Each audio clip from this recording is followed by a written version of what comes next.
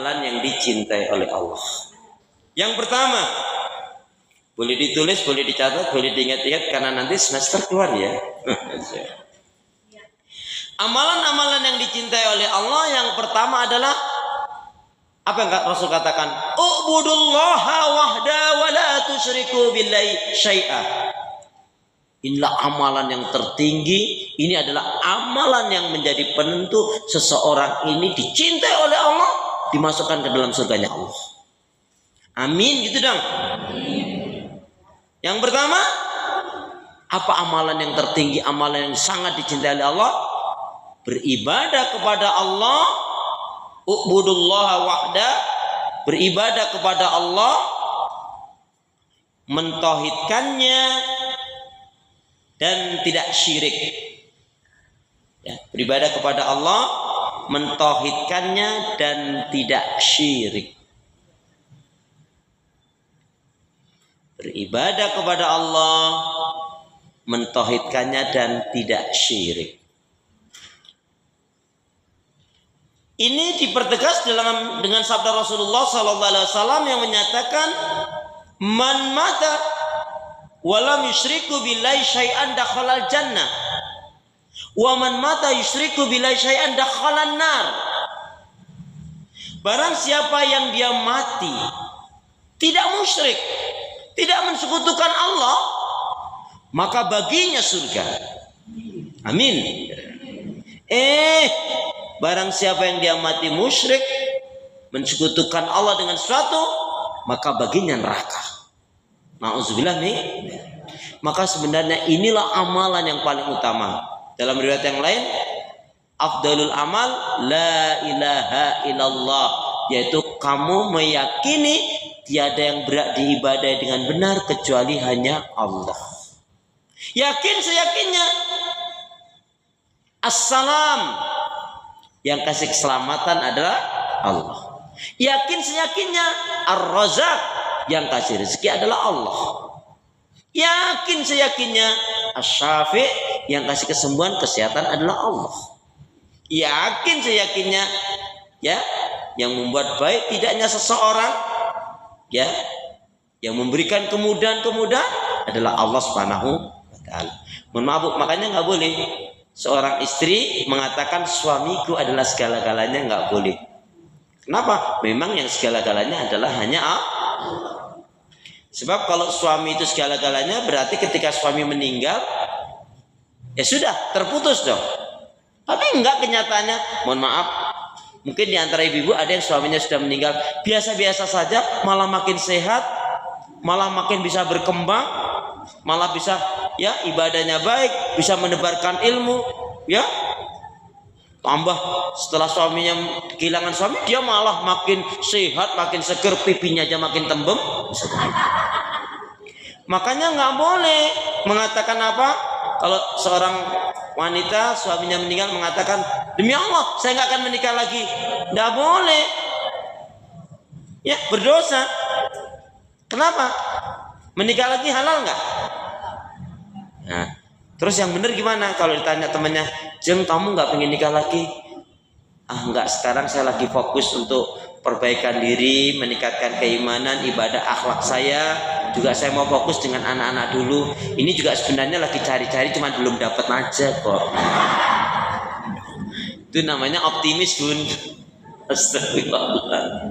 Nah, Bu, jadi kalau orang itu sudah seperti ini tadi, beribadah kepada Allah, mentauhidkannya, tidak syirik, itu yang ada dia apa? Selalu dia kaitkan kehidupannya ini dengan Allah.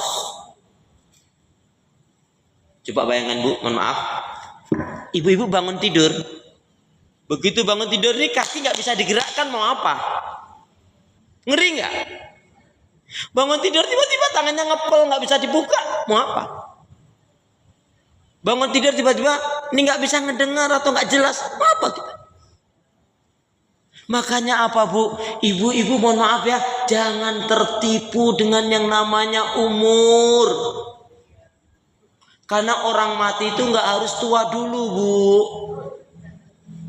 Jangan tertipu dengan yang namanya kesehatan.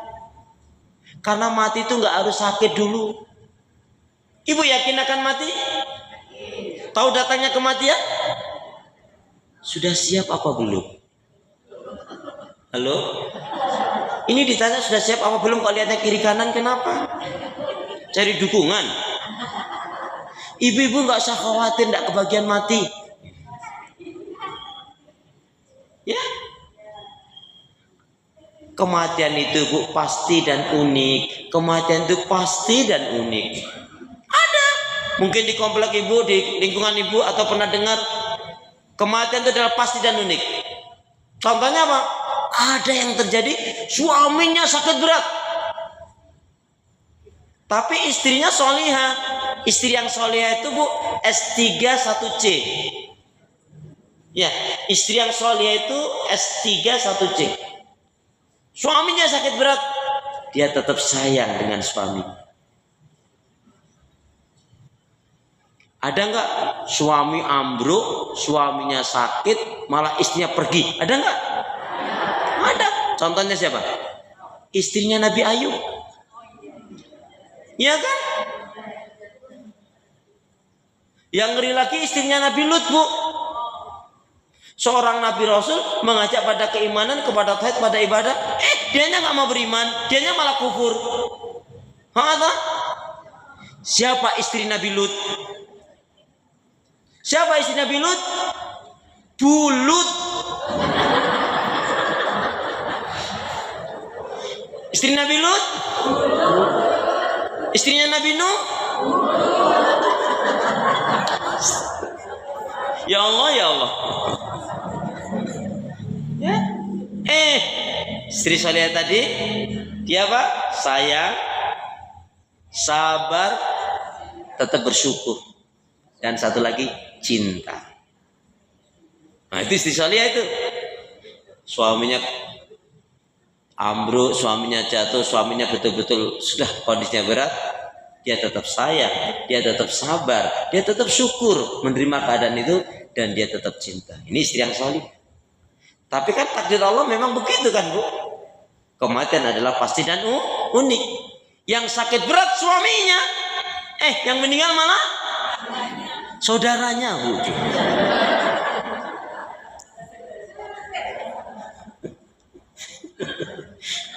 Sudah ganti bulan lain lagi Bun. Yang saudaranya nggak ada tanda-tanda sakit loh Bun. Astagfirullahaladzim. Itu yang pertama ya. Jadi amalan yang paling berarti apa Bu? Mulai hari ini kaitkan kita dengan Allah. Saya sampai hari ini bisa hidup, menggerakkan tangan saya, melangkahkan kaki saya bisa merasakan ya makanan. Ini adalah karena rahmat Allah Subhanahu wa taala. Makanya Bu dia nggak mau dipusingkan, nggak mau menggantungkan pada orang lain. Untuk apa? Cari pujian sanjungan pada orang lain. Wong yang punya surga Allah, yang kasih pahala Allah kok. Maka dia nggak akan ya terpukau dengan orang lain. Makanya salah satunya apa? Di poin ini apa? Dia nggak mau dipusingkan dengan urusan dunia, apalagi itu tidak membawa ke surganya Allah. Mohon maaf, ibu pakai jam yang 200.000 dengan yang 200 juta sama jalannya Bu. Sama. Itu nanti apa? Kalau waktu Ramadan Bu, buka puasanya juga sama itu. Enggak karena jamnya 200 juta terus nanti apa? Lebih cepetan dia. Enggak itu. Yang kedua, saya ulangi, tadi amalan yang utama, yang amalan yang dicintai oleh Allah, satu beribadah kepada Allah, mentauhidkannya dan tidak syirik. Yang kedua, apa amalan yang utama? Masya Allah, amalan yang dicintai oleh Allah. Masya Allah, yaitu orang-orang yang betul-betul apa? Iqamati sholat, mendirikan sholat. Bukan ngerjain sholat loh Bun, tapi mendirikan sholat. Apa bedanya ngerjain sholat dengan mendirikan sholat? Apa bedanya? Kalau ngerjain sholat ya asal sholat. Contohnya sholat duhur, sholat asar sekarang kan jam 3 lebih 11 ya, ke 12, lalu habis 10. Ini sholat duhurnya ini orang ini jam 3 dia. Kan yang penting sholat. Malah pas habis sholat, assalamualaikum warahmatullah, assalamualaikum warahmatullah, baru mau istighfar, Allahu akbar, Allahu akbar, azan asar. Dia bilang, Pak, alhamdulillah, aku belum batal, katanya dia. Ya terang habis salat, baru salat. Ibu-ibu sholat subuhnya jam berapa?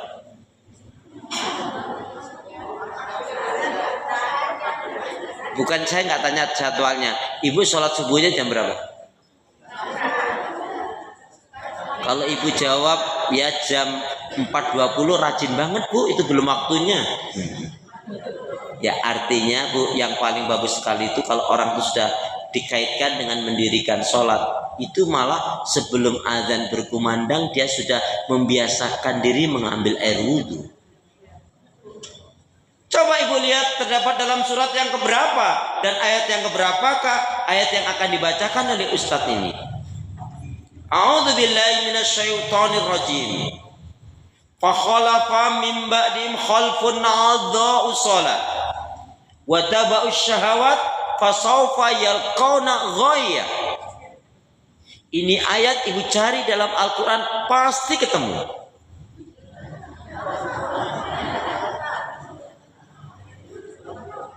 Gimana, mau cari sendiri atau perlu bantuan? Baiklah. Surat Maryam. Surat Maryam, surat yang ke-19 ayat yang ke-59. Fa khalafa min ba'dim khalfun adha'u shalah wa taba'us syahawat fasawfa yalqauna ghayya. Surat 19 Maryam ayat yang ke-59. Silakan, siapa nak membaca? Maka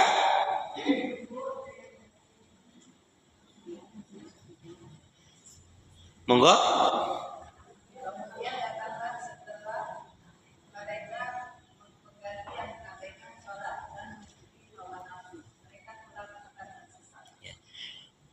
Maka akan datanglah pengganti-pengganti yang buruk yang mengabaikan sholat, yang memperturutkan hawa nafsu yang rendah, maka mereka pasti akan menemui kesesatan. Ibu, ada yang mengatakan sahabat Ibnu Abbas radhiyallahu anhu menjelaskan ayat ini baik sekali. Apa kata beliau?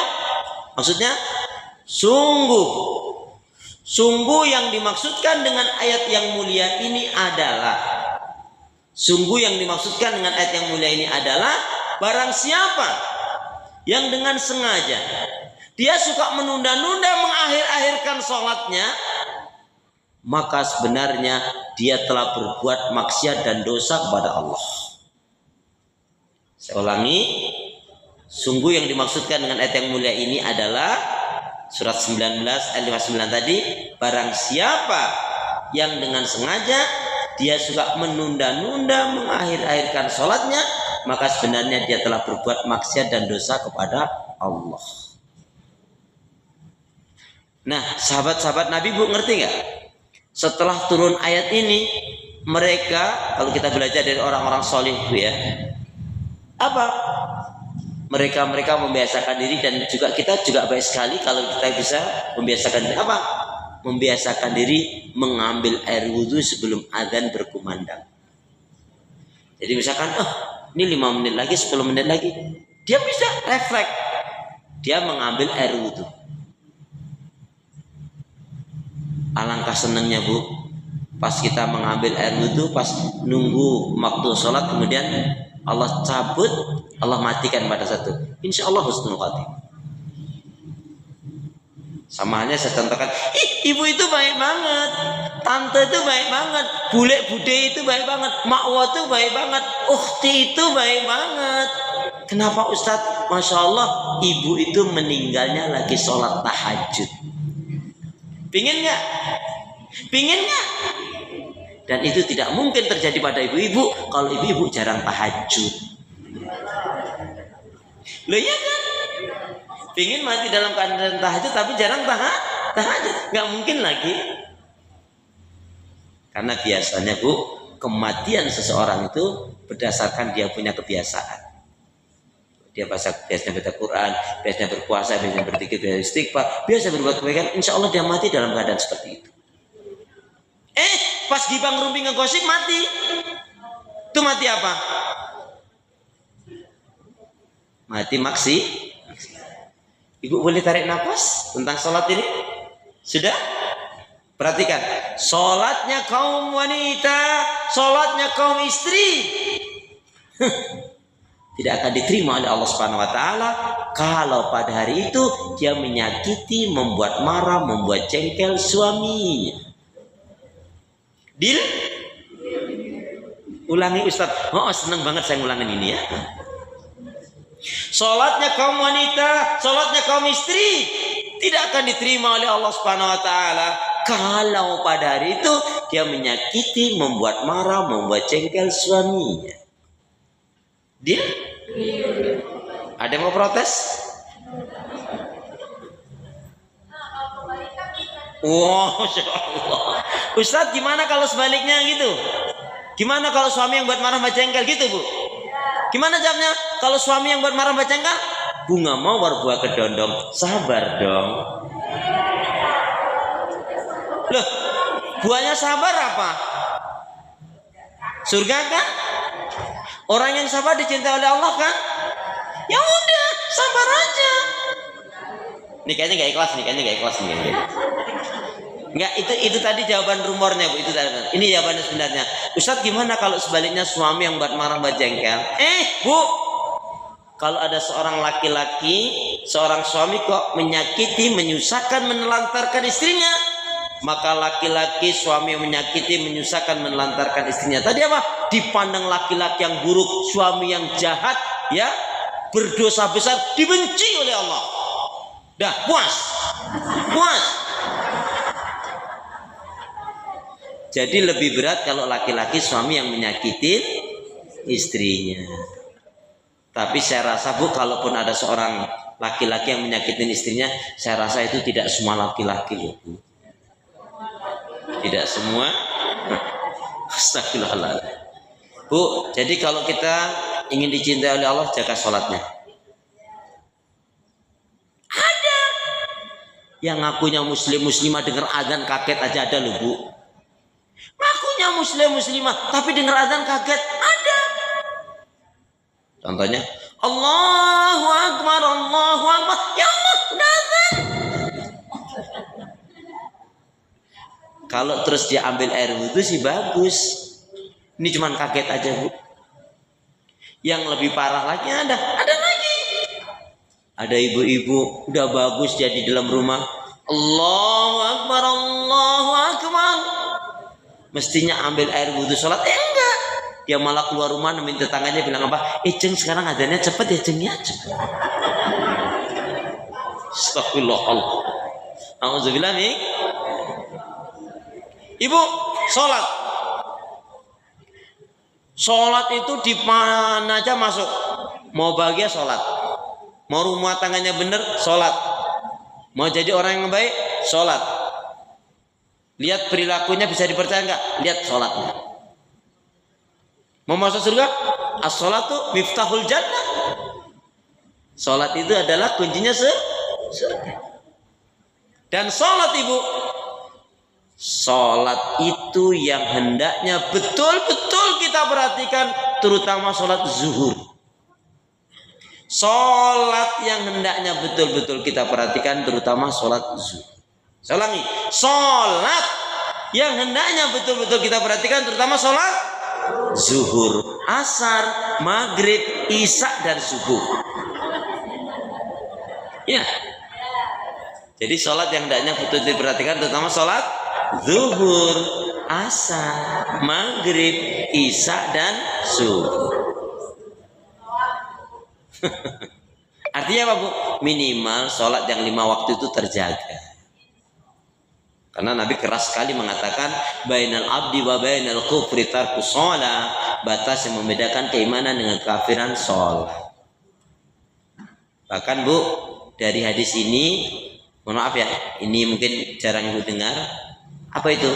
Seorang laki-laki, seorang ayah kandung, dia tidak bisa menjadi wali untuk pernikahan anaknya yang gadis, ya, kalau si bapak ini tadi tidak sholat. Mohon maaf ya Bu, kalau hamil duluan sudah jelas nggak boleh, ya. Kalau hamil karena hamil duluan jelas itu tidak dibenarkan. Ini dia enggak, kan betul, bapak biologis betul, nikahnya sah, tapi si bapak ini seumur hidupnya dia nggak sholat, maka dia nggak bisa menjadi wali untuk anak gadis. Ya. Kenapa? Karena ini saking pentingnya masalah sholat. Baik. Kemudian yang ketiga, amalan yang dicintai oleh Allah yang ketiga adalah birrul walidain. Birrul walidain itu saya membahasakan bukan baik, tapi membahagiakan orang tua.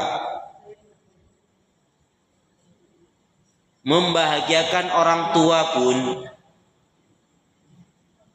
Ibu, yang jarang juga dibahas apa? Yaitu anak disebut durhaka setelah kematian orang tua. Seringnya anak durhaka itu selalu dikaitkan kalau orang tuanya masih hidup.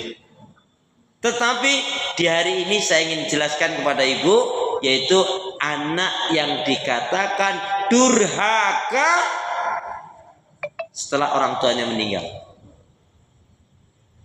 Mau tahu? Mau tahu? Satu, kita belok sebentar ya. Masih poin ketiga. Anak dikatakan durhaka setelah kematian ibunya. Kalau tadinya ketika masa hidup ibunya, bapaknya dia sholat. Begitu bapak ibunya meninggal, ya anak ini nggak sholat, maka digolongkan dia anak yang durhaka. Yang kedua, anak digolongkan anak yang durhaka kalau dia suka berdusta atas nama orang tuanya. Contoh, dia ke budinya, tantenya, tante, ini mama sebelum meninggal, ya aku hanya nyampaikan aja loh tante, tapi terserah tante, terserah budi, terserah pade. Emang kenapa? Enggak, sebelum meninggal mama bilang, ya pokoknya kamu sampaikan aja kalau ada keperluan untuk kuliah kamu kalau masih kuliah atau kepentingan bulanan, ya kamu bilang aja tante kamu untuk mengusahakan membantu. Padahal ibunya sebelum meninggal nggak ada ngomong apa.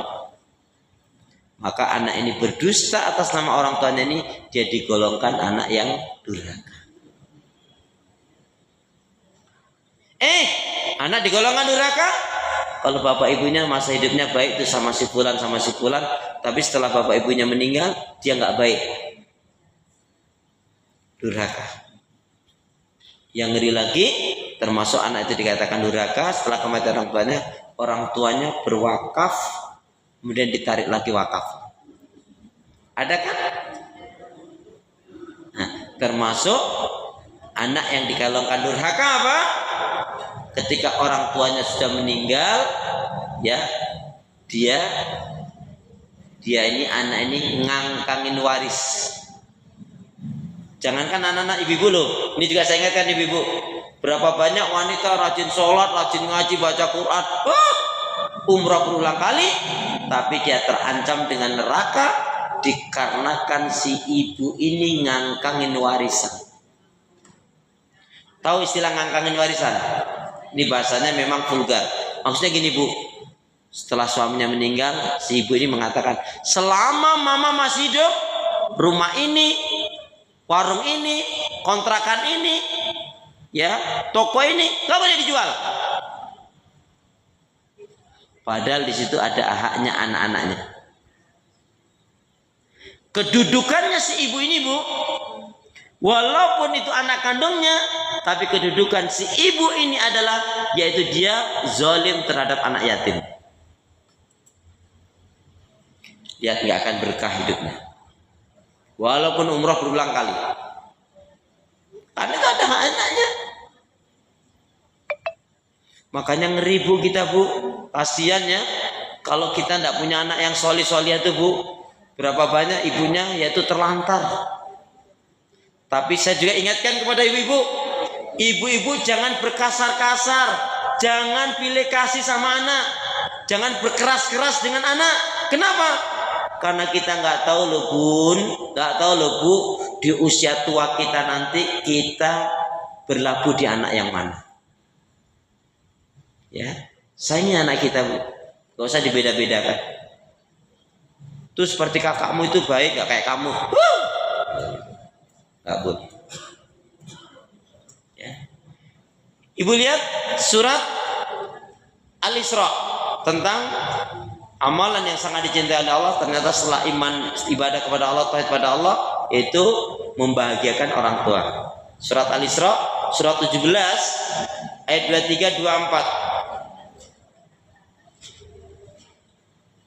Silakan siapa nak membaca? Surat yang ke-17 ayat 23 24.